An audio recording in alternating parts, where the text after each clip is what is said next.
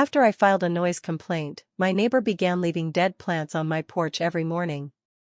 I thought it was harmless until I found a note inside one pot that read, "Soon, you'll wilt too." I installed a camera. That night, I watched her digging beside my bedroom wall.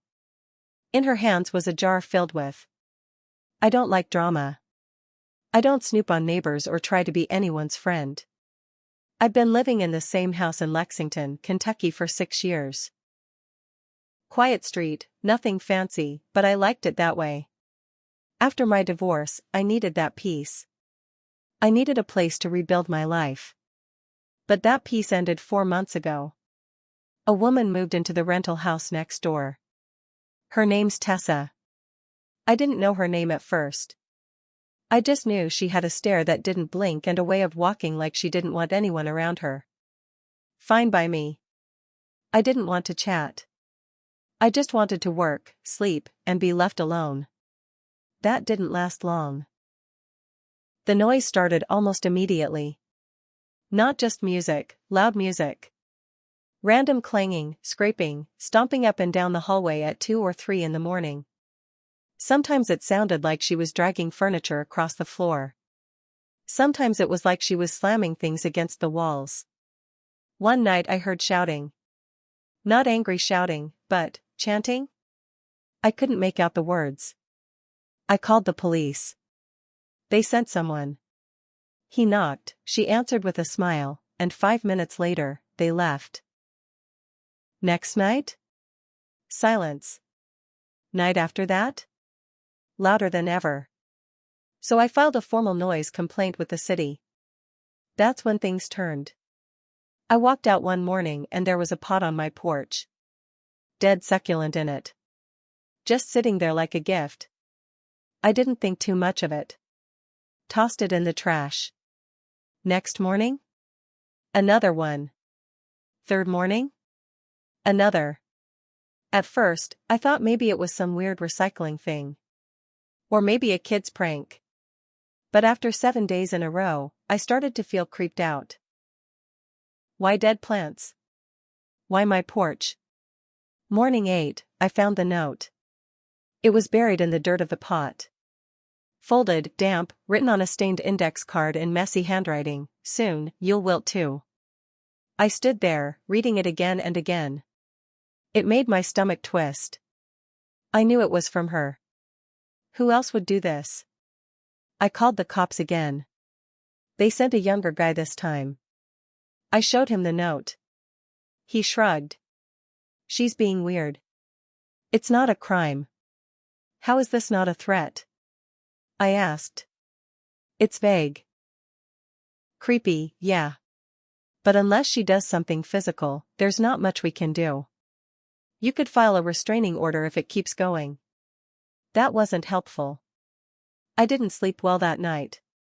My head was spinning. I wasn't scared yet, just unsettled. I'd dealt with strange people before, but this was different. I started watching her through the window. She'd come and go at odd hours. Sometimes she'd sit on her front porch and just stare straight ahead. Not doing anything.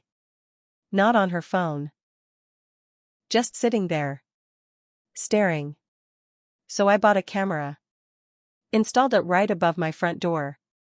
Motion activated. Connected to my phone. 2 nights later, at 3:06 a.m., it went off. I opened the app, watched the feed. Tessa walked up to my porch, holding a clay pot with a dead plant. She placed it down gently, like she was offering a gift to a grave. But then, she didn't leave.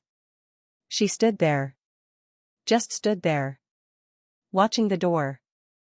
Then she smiled. Not big, just a slow curl of the lips like she was thinking something dirty. Or dangerous. And then she walked around the side of my house, into the dark. I saw something else in her hand. A jar. I didn't sleep after that. At sunrise, I went outside. Walked around the side of the house. Right below my bedroom window, I saw it. Fresh dirt. Not like from rain or anything. It was clearly disturbed. Like someone had dug with their hands. I got a small hand shovel from the shed and started digging. A few inches down, I hit glass. It was a mason jar. Old and cloudy. I pulled it out. Inside it was floating hair, long, dark, tangled. There was some kind of cloudy liquid. Dirty paper. Bits of wax. And a tiny, folded piece of paper pressed to the inside of the jar, stained and wrinkled. Sleep tight, Michael. That's my name. I dropped it. The jar shattered on the dirt. The smell hit me right away, like mildew and something rotten. I backed away and called the cops. Again. This time a detective came. His name was Richie. Older guy. Seemed more serious than the others. He took pictures of the jar, asked a lot of questions. I told him everything, about the noise, the pots, the note, the camera. He said it looked like ritualistic harassment. That was the word he used. He didn't laugh or shrug it off. He told me something that stuck with me. Some people don't need a reason to hate you. You annoyed her. That's enough for her to go full crazy. He told me to stay somewhere else for a few days. Just to be safe. I called my sister in Louisville and went to stay with her. When I came back, something was wrong. The air in my house smelled metallic. Like coins and mold. Nothing was missing. Nothing was broken. But something was off. Like someone had been inside. I checked the footage. There she was. 2:41 a.m., 2 nights before. She walked to my back door. Tried the handle. It was locked. She stood there for 10 minutes. Just standing. Then she took another jar out of her coat and placed it right on the mat. Same kind of jar. Same cloudy liquid. This time I didn't touch it. I called Detective Richie. He came back. Took the jar as evidence. That's when I decided to dig into her past. I found her full name, Tessa Loring. From Athens, Georgia. No job listings. No social media, except a locked Facebook account with one blurry photo of a cat. But she'd lived in 5 different cities in the last 5 years. All short-term rentals. Then I found it. A court record in Georgia. From 2021. A neighbor filed for a protective order against her. He reported loud noises, dead plants, jars buried near his house. Almost identical. His house burned down 6 months later. Back wall, where the jars had been buried. No arrests were made. They couldn't prove she did it. But I saw the pattern now. She doesn't just annoy people who file complaints. She stalks them. She scares them. She ruins them. I wasn't going to let her ruin me. I kept the jar footage. Saved copies to an external hard drive and a cloud folder. I wasn't going to let any of this vanish if something accidentally happened to my laptop. Richie called me a day later. He said the jar contained human hair, definitely not synthetic, and what looked like bits of animal bone. He was waiting on lab results to figure out the rest. He didn't promise me anything. Just said he was keeping an eye on her. Which didn't help me sleep. By now, I was locking every door, every window. I blocked the crawlspace vent. I bought a motion light for the side yard. I kept a crowbar under the bed. I even started sleeping in the living room with the TV on. I wasn't scared of ghosts, I was scared of her. One night, around 2 a.m., I heard my mailbox slam shut. I got up, looked out the window. I didn't see anyone. But when I checked, there was a white envelope in the box. No stamp. No address. Just my name in that same strange handwriting. I warned you. Now, you'll feel it too. I didn't open it. I put on gloves and slid it into a Ziploc. Called Richie again. He picked it up the next morning. He looked concerned but not surprised. That scared me even more. The next 2 days were quiet. No jars. No plants. No weird noises. I let myself believe it might be over. Then I woke up with a nosebleed. At first, I didn't think much of it. Dry air, maybe. But then my dog, Bear, a 12-year-old golden retriever, started acting weird. Whimpering, pacing around the house. He wouldn't eat. Kept scratching at the back door like he wanted to run. That night, he puked up something black. I rushed him to the emergency vet. They said he had ingested some kind of toxin. They asked if I had any rodent poison in the house. I didn't. But when I got home, I searched the yard. Behind a bush, right near where Bear liked to lay, I found meat. Raw hamburger. Packed into a tight ball. Inside it, barely visible, were crushed up blue pellets. Rat poison. I dropped to my knees and just started shaking. She was trying to kill my dog. I brought it straight to Richie. He sent it to the lab. They confirmed it was poison. Still, he said it wasn't enough to arrest her. No cameras caught her placing it. No fingerprints. Just my word, and a pattern. I told him about the house fire in Georgia. He said he couldn't do anything unless someone from there filed charges. So I asked him straight out, what happens if I just disappear? Will it be enough then? He didn't answer. So I started watching her. Every night. Lights off. Sitting in my recliner, staring through the cracks in my blinds. She had a routine. She'd come out around 2 a.m., walk the edge of her yard. Sometimes she'd kneel in the grass and press her hands into the dirt. Sometimes she'd just stand and whisper to herself. I recorded every second of it. I started logging times. Actions. Patterns. I made a folder. Labeled it Luring Threat Log. I gave copies to my brother-in-law, just in case something happened. That's when I noticed something I hadn't before. The side of her house that faced mine? No curtains. But all the windows were covered in black plastic garbage bags, taped from the inside. Every single window. One night, I stayed up past 3 a.m. I wanted to see what else she did when the world was sleeping. At 3:18 a.m., my side yard light turned on. Motion detected. I opened the app. There she was. Digging again. Not near the bedroom wall this time. Closer to the water meter. She was burying something bigger this time, wrapped in cloth, it looked like. She pushed it down into the dirt with both hands.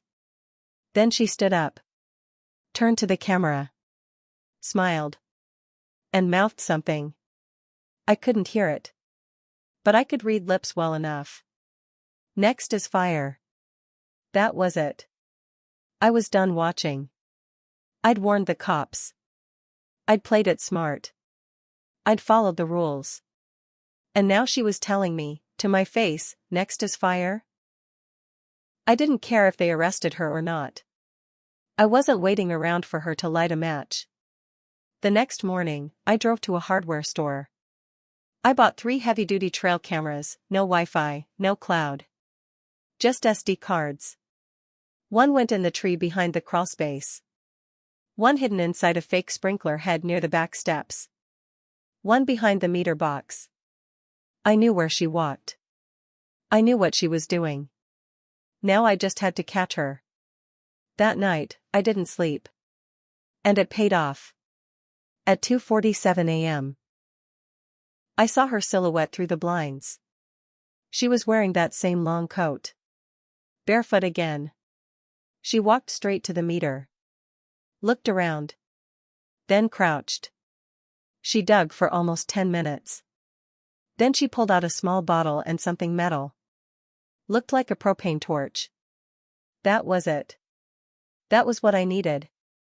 I waited until she left. Then I checked the trail cam by the meter. Clear as day, her face, the bottle, the lighter. Her digging. Her lips moving. Her eyes wide, that same glassy look she always had when she did something twisted. I called Richie. He came in 20 minutes. I didn't even need to convince him. I just showed him the SD card. He watched it twice. Then he called for backup. They got a search warrant. They brought 3 cruisers, plainclothes, and a fire inspector. Tessa didn't even try to run. She opened the door like nothing was wrong. Tried to act sweet again. Richie didn't play along. They went through her whole house. And what they found? In her bedroom closet were 6 more jars. Some with hair, some with fingernail clippings. One had what looked like blood-soaked cotton.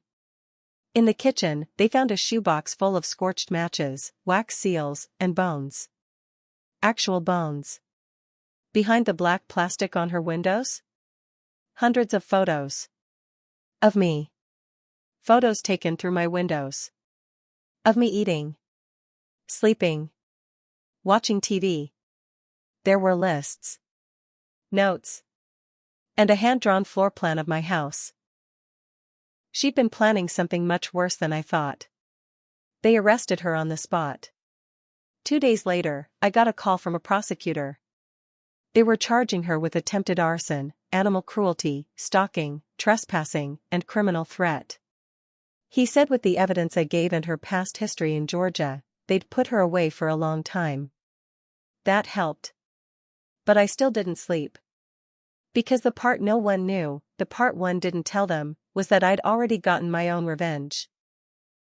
See, the day before they arrested her, I didn't just put up trail cams. I went into her yard. I found her crawl space. And I left something under it. A jar. Same size as hers. But inside it was a dead rat, soaked in bleach. Human hair I cut from a wig I bought at a Halloween store. A piece of red wax I melted with my own hands. And a note. Your rot has started. You'll die alone, in silence. I don't know if she ever found it before they took her in. But I like to think she did. I like to think she read it while sitting in that dark house, staring out the window, waiting to make her next move. I like to think she finally knew what it felt like. A month after her arrest, I went to court to give a victim statement. She didn't look at me once. She wore an orange jumpsuit and kept her head down. I said one sentence, she wanted me to wilt. Instead, I watched her rot. She got 18 years. No parole for the first 10. The judge said the jars proved premeditation. The torch proved intent. The photos were stalking. Her silence didn't help her case. Bear made a full recovery. I fenced the yard. Got more cameras. Replaced every lock. I still don't sleep perfectly, but I sleep safe. As for the city? They apologized. Richie apologized. Said they should have acted sooner. I agreed. But I didn't press charges on the department. Sometimes karma does the work for you. And sometimes, you've got to dig a little deeper, and bury something they won't see coming. I did what I had to do. And I don't regret a thing.